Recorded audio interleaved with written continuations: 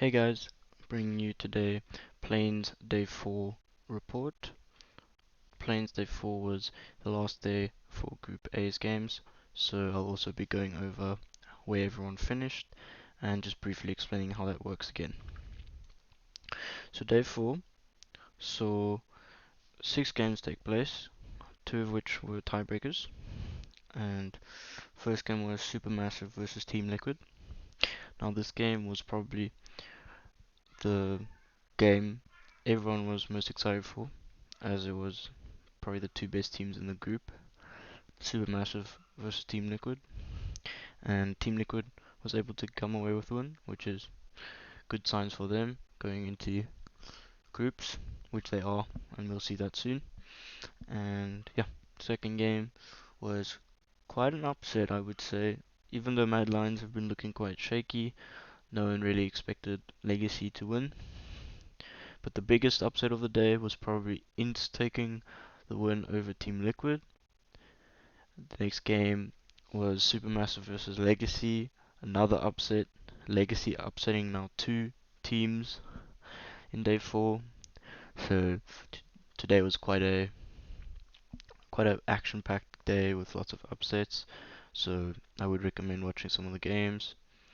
We had Mad Lions taking the win over INTZ, which was to be expected, and this was one of the tiebreaker games. So INTZ were unfortunately eliminated.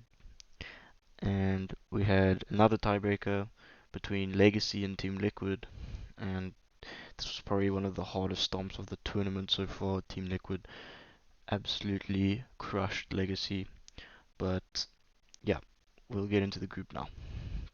So the groups, Team Liquid finished first, which means they get automatically qualified to group stages. Legacy made quite a nice run on day 4, like you saw, a bunch of upsets going their way, which means they are in the upper bracket of knockouts. And we have Supermassive and Mad Lions in the lower bracket of knockouts in Plains. And unfortunately, INTZ are going home. I think INTZ were quite an exciting team to watch, and I think they could have probably made made it into knockout stages if they were in Group B. But yeah, that's just how it works. Unlucky for them, and I will be missing some of their players, especially Tay. I thought Tay, the top laner for INTZ, had a very good tournament, and he carried a lot of games. Let's get into the games. So first game of the day was, like I said, probably the game of the day. Um, and this game was between Team Liquid and Supermassive, and it saw Team Liquid take the win. Now, I really liked Team Liquid's draft once again. The Twitch and Rakan and Shen combo is quite nice. You can have Twitch inverse in, Shen ult on top of him, and obviously Rakan can E onto him and then engage a fight. And that happened a few times this game. TL really played nicely around the Twitch inverse, and it was super nice to watch. But I would say Jensen actually came out as MVP. You can see his KDA absolutely smurfed this game, but everyone in Team Liquid played well, and I think the biggest reason for Supermassive's loss was they were just taking so many fights that they were at a numbers disadvantage in. And what that means is like Team Liquid would have 5 players and then Supermassive would have 4 and then Supermassive would want to go for that fight. So it didn't make much sense, and how Team Liquid accomplished this is they would keep getting picks with the Twitch invers and the Twitch combos I was talking about, and it was just super good use of invers on Twitch, and it's showing why Eve and Twitch are so prevalent in the tournament so far. I think that we saw a Wukong come out for Armut. Armut's been one of the better top laners in the tournament so far, but we'll see later on in the day this Wukong gets picked all day, and every time it loses basically, and I am not sure why we are seeing this pick. Next game. So this was one of the upsets that Legacy were able to pull out against Mad Lions. Now, instantly we could see Shadow once again had a bad game on the Lilia. Shadow's not been performing well this tournament, and it's really costing Mad Lions. But what's very important for me to note is that they put Topoon on Ornn, and Topoon has looked to be the worst member on Legacy this tournament so far, and he played really well. And I think Ornn is just a champ that makes any top laner look good, so it's a very good band-aid. And I mean, yeah, Topoon had a really nice game on the Ornn, and if they keep getting him on Ornn, they could really start looking a lot better. Even they did look really good on Plains Day 4, but we'll see Topoon got the Ornn a few times. We also had some really good gameplay from Tally on the Galio. He's been playing a lot of Galio this tournament, looking super good on it. And same with Babip on the Graves. So yeah, I would say Isles also had some really cool outplays on Alistair. He There's one clip that is just really good. He flashes over Ezreal ult and knocks the Nautilus into his team, and it just it was just a really nice play. I would say this game was quite a nice game to watch if you want to see how tanks can engage fights and how valuable they are at the moment. One thing to note though is that Mad Lions kept engaging onto Legacy, even though they were playing more of a disengage composition and Legacy were playing the dive comp. Now this is wrong because if Legacy was engaging onto Mad Lions, they could simply just disengage and poke them out with the likes of Lilia, Ezreal, and Syndra. But no, Mad Lions thought let's dive onto this all tank composition, and they could not get to the Jhin nor the Graves, and it was just a bit of a nightmare. So I think Mad Lions did not play their draft correctly, and I think this has been quite a recurring theme throughout the tournament. So hopefully they can fix that. Mad Lions also had really bad objective setups, meaning that they would always get to the objective late, and that just meant that Legacy could just take the objective and instantly engage upon them as a disengage comp. You want to be first on the objective so that the other team has to engage on you, and that just didn't happen for Mad. So yeah, not a very good game from Mad. But yeah, moving on. This game was also an upset, and it was a pretty good game to watch actually. I would recommend watching this game if you want to watch a game from Plains Day 4. What's interesting about this game is you can see TL had a gold lead at the start of the game, or in the mid game rather, from around 11 minutes to 29 minutes, but INTZ managed to pull it back and win. It wasn't a huge gold lead, but it was a gold lead nonetheless.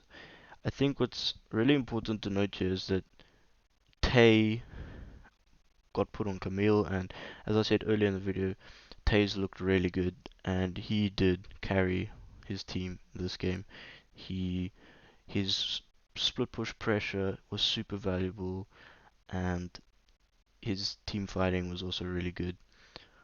I think TL had quite a nice draft actually. I like the Twisted Fate into Ori matchup. I think this is obviously just a farm lane, but TF can obviously get Prio and then roam and be more valuable than the Ori. So I think it's quite a nice pick. But I'm really disappointed with the Renekton pick. I feel like it's very off theme with the rest of Team Liquid's draft, and it didn't do anything in that game. And yeah, Broxer also didn't have a very good game on the Lilia. He kept getting caught off guard on his own for very little reason. So yeah, but all in all, pretty good game. I really thought Tay had a very nice game.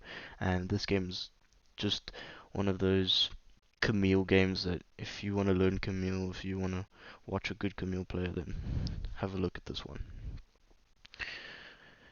Next game we had another upset coming out from Legacy. Once again, we'll be hearing that a lot for the day. Um, this game we had quite an interesting draw from Supermassive. They picked up the Philios, which hasn't been seen at all in the tournament so far and hasn't been seen in a while. You could also see they picked a Lulu and a Nidalee, which signifies that they were just hoping that Philios would be their main carry and then he would carry, like just build a comp around him basically. And then I think they're thinking with the Wukong was he does provide some disengage, but I don't know why Supermassive have been pri sorry, prioritizing this champion. It's not a very good champ at the moment, I don't think. And Almu tried his hardest. He had a good game on the Wukong, but it just I don't think it's that good of a pick. And what's important to note is that Legacy actually had the picks that can deal really well with an Aphelios. They had a Karma, an Aes, a Lilia, and an Ornn. All have some sort of long range capabilities. Ornn obviously with his long range ults, which can start a fight, get the Aphelios caught out. If Aphelios doesn't have flash and the Ornn has hands, then he should be able to ult the Aphelios, which is obviously really nice. You have the Lilia for the long range ease, which can lead into some nice ults, and obviously the Karma is for some poke. I think the set wasn't that great, but Tally did have a very good game. He managed to get some really nice flanks, which is I think the only way set can be useful in this game. I think that Topun once again really played well in the Ornn, and this is just once again Legacy realizing that Topun should not be put on these carry champs. Let's just put him on the Ornn duty. Let's just get some free wins. Basically, I think this champ is just really strong at the moment. And if you want to find out more about Ornn, then go watch my plain thoughts video that I dropped yesterday. I talk a bit about Ornn there and the meta. Next game, this one was the first tiebreaker of the game, and it was kind of expected, really. Mad still have been looking to be a bit more consistent than INTZ, but it could have gone either way, really. This game was the one game where Wukong got a win. Not that I think it's really Wukong doing anything. It's just more of the rest of his team doing well. Something I liked about INTZ's draft though was I do like the cog more into Ori. I think that he outranges Ori, which means he can have a pretty nice lane. Obviously, this being the AP Cogmore variant, and he pairs quite nicely with the Senna in terms of poke and just long rangeness. Um, but yeah, I think Mad Lion's draft just kind of answered INTZ's. Tay once again had a good game on the Camille. This is a recurring theme. Um, but it just wasn't really enough in this game. I think what was happening though was that Set was forcing teamfights way too hard into an Aes Ori Graves Wukong, which is just not something you want to be doing. You need to wait for them to come onto you. It's not like Mad Lions had very good engage, besides for maybe some Leona players. Um, but yeah, the set needed to wait for them to come onto him and then ult them away, and then they can just poke him out with the Cogmore Senna. Um, but yeah, another another point of concern is that teams drafting these disengage compositions. So INTZ being the one that drafted the disengage composition, but not being on objectives first, meaning that they need to engage onto the other team when their comp excels at being engaged upon. That's a recurring theme in this playing stage, and I hope teams can fix it. I think that they need to learn how to play these disengaged comps better. Just get their objective timings on point, and then they will be a lot more successful. This was unfortunately the last game for INTZ in the tournament, but I think bright future for Tay. Redbird also had some pretty good games, but just wasn't meant to be. Last game of the day, we had probably the biggest stomp in Plains. You could see the gold lead was absolutely huge. Legacy managed to get one random Baron, or sorry, they managed to get the Rift Herald, sorry. Um, but apart from that, nothing really happened for Legacy. They only got 3 kills this game.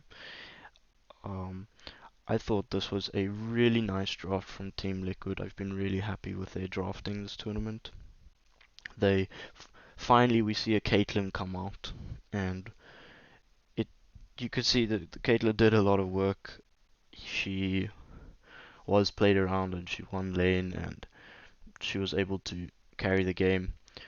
Broxah also had a very good game, as you can see, which is quite interesting because many would say that Kindred is slightly favored over Graves simply because she has a range advantage, but I once again think it's one of those cute counters, as I called it in my last 2 videos, where yes, Kindred has some sort of range advantage over the Graves, but Graves gets bonus armor, so he doesn't care about the extra range on Kindred. He can still beat her in the 1v1, especially when you have better lanes. Because once again, Legacy did get the Ornn on Tapoon, but Impact was able to kind of silence him with the Shen, and Jensen had a good game again. And yeah, Tally was not able to do anything, and it just meant Broxah was able to play off of Jensen's mid prio and Impact's top prio and just invade and get super ahead, and he was probably the MVP of the game. Something to note as well is the Braum pick. I'm a huge fan of. The Braum can stop Ornn ulti. The Braum can stop Jhin ulti and Jhin W. The Braum can stop a Rakan from engaging by ulting him or anything like that. And yeah, Braum, super nice pick here. I'm not a big fan of Braum Kate, but I think Braum's just nice into the enemy champions. Uh, Something I'd like to also point out is the Black Cleaver on Kindred. I don't understand it at all. The It's only really impact building armor, first of all, and I guess core JJ, but who cares? Uh, and they only have a Jhin for AD damage. Otherwise, Ornn and Galio are doing AP. So I'm not a big fan of the Black Cleaver pickup and Babip. I would have preferred maybe a Bork or Stormrazor, but you know, that's something minor. All in all, this game was super hard stomp once again, and I'm super happy to see Caitlyn being played, and yeah, I like the Braum. Anyways, that's gonna do it for Plains Day 4. Hope you guys enjoyed the video, and hope you guys are excited for group stages. See you guys. Bye bye.